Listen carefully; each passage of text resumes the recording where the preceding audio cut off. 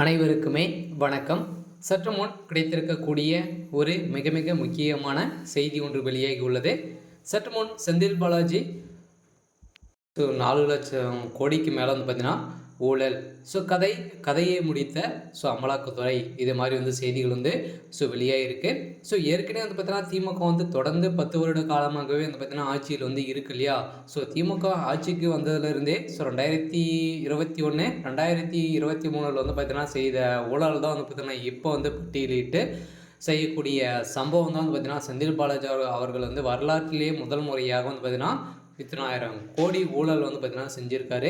இதன் அடிப்படையில் செந்தில் பாலாஜி அவர்கள் ஏற்கனவே நிபந்தனை அடிப்படையில் ஜாமீன் இருக்கார்.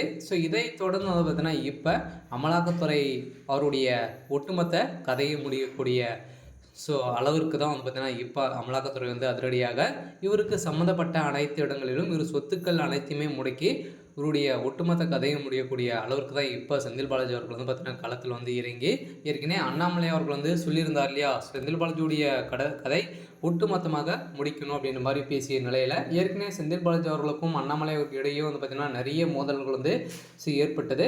இதை தொடர்ந்து இப்போ செந்தில் பாலாஜி அவர்களுக்கு பார்த்தீங்கன்னா தமிழகத்துடைய பாஜகவுடைய மாநில தலைவர் அண்ணாமலை அவர்கள் நாள் குறித்து இப்போ செந்தில் பாலாஜியுடைய ஒட்டுமொத்த கதையை முடியக்கூடிய அளவுக்கு இப்போ நடந்துகிட்டு இருக்குது. இதை பற்றி இந்த வீடியோவில் முழுமையாக பார்க்கலாம். அதுக்கு முன்னாடி நம்ம சேனலுக்கு இப்போ தான் நீங்கள் முதல் முறையாக வந்திருக்கீங்க அப்படின்னா மறக்காமல் நம்மளுடைய சேனலை சப்ஸ்கிரைப் பண்ணி சப்போர்ட் பண்ணுங்கள். வாங்க வீடியோக்குள்ளே போகலாம்.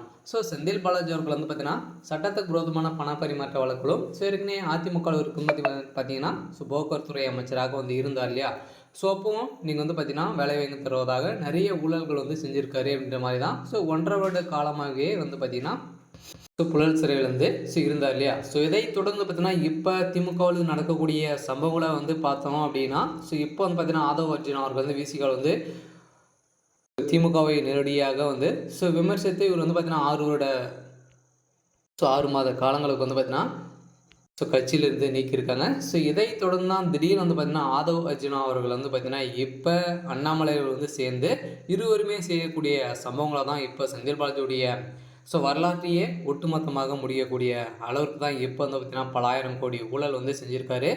ஏற்கனவே பார்த்தீங்கன்னா மின்சாரத்துறை அமைச்சராகவும் மதுவிலக்குத்துறை அமைச்சராகவும் பார்த்தீங்கன்னா செந்தில் பாலாஜி அவர்கள் 10 வருட காலமாகவே இருக்காரு. இதில் தான் பார்த்தீங்கன்னா மின்சாரத்துறை துறையில் நிறைய டிரான்ஸ்ஃபாரங்களை பார்த்தீங்கன்னா போடுவதற்காக நிறைய நிறுவனங்களுக்கு பார்த்தீங்கன்னா டெண்டர்கள் விட்டு இருந்தாங்க. இந்த டெண்டரின் அடிப்படையில் தான் பார்த்தீங்கன்னா நிறைய நிறுவனங்கள் செய்த ஊழல் பார்த்தீங்கன்னா அனைத்துமே முக்கால்வாசி ஊழல் செந்தில் பாலாஜி அவர்கள் தான் செஞ்சிருக்காரு அப்படின்ற மாதிரி பார்த்தீங்கன்னா இப்போ தகுந்த ஆதாரம் சிக்கிய சம்பவத்தினால தான் இப்போ செந்தில் பாலாஜியோட ஏற்கனவே பார்த்தீங்கன்னா ஒரு மீது ஊழல் வழக்கு நிலுவையில் இருக்கக்கூடிய நிலையில் இப்போ மீண்டும் ஊழல் வழக்கு போட போகிறதாகவும் செய்தி வெளியாகிய நிலையில் தான் இப்போ செந்தில் பாலாஜியுடைய கதை முடிய போகுது. இருந்தாலும் என்ன நடக்க போகுது அப்படின்றத வெயிட் பண்ணி பார்க்கலாம். இது மாதிரி செய்திகளை தெரிஞ்சுக்கணும் அப்படின்னா மறக்காமல் நம்மளுடைய சேனலை சப்ஸ்கிரைப் பண்ணிக்கோங்க. தேங்க்யூ.